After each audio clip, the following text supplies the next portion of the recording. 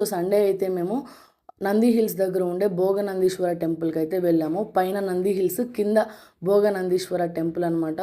So ఎవరైనా నంది హిల్స్కి వస్తే ఖచ్చితంగా ఈ టెంపుల్ కూడా విజిట్ చేయండి. చాలా అంటే చాలా బాగుంది. సో ఈ టెంపుల్ స్పెషాలిటీ ఏంటంటే 1000 ఇయర్స్ చరిత్ర ఉందన్నమాట ఈ టెంపుల్కి. మీకు చూస్తేనే అర్థమవుతుంది కదా, లైక్ ఎంత ఓల్డ్ టెంపుల్ లాగా కనిపిస్తుందో. బట్ చాలా అంటే చాలా బాగుంది అసలు, ప్రశాంతంగా. అసలు ఎంతమంది, ఫుల్ రష్ ఉన్నారనమాట. మేము ఓల్డ్ టెంపుల్ కదా, ఎవ్వరు రారులే, లొకేషన్ పెట్టుకొని వచ్చామన్నమాట. 40 కిలోమీటర్స్ డ్రైవ్ చేసుకుంటూ వచ్చాము. సో ఇది వచ్చి కార్తీక మాసం కాబట్టి కంప్లీట్గా లైటింగ్స్ వేసి చాలా అంటే చాలా బాగుంది. ప్రతి ఒక్కరూ వచ్చి ఫొటోస్, వీడియోస్ ఇట్లా తీసుకుంటా అన్నారనమాట. చాలా అంటే చాలా ఫేమస్ అయిపోయింది టెంపుల్. అలానే దర్శనం కూడా చాలా బాగా జరిగింది. మీరే చూడండి అసలు ఎంత రష్ ఉన్నారో. ఇక్కడంతా దీపాలంతా వెలిగిస్తారనమాట. సో ఇంకా మంచిగా దర్శనం చేసుకొని బయటైతే వచ్చేసాము.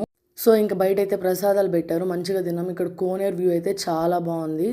ఇంకా తినేసి బయటైతే వెళ్ళామన్నమాట. సో ఇక్కడ వచ్చి బయట వేరే టెంపుల్ అనమాట, నందీశ్వరుడు. చూడండి ఎంత పెద్దగా ఉన్నాడో. సో ఫస్ట్ ఇది దర్శనం చేసుకొని వెళ్ళాలనుకుంటా టెంపుల్కి, బట్ మేము మిస్టేక్గా అది చేసుకొని ఇక్కడికి వచ్చామన్నమాట. Okay, bye.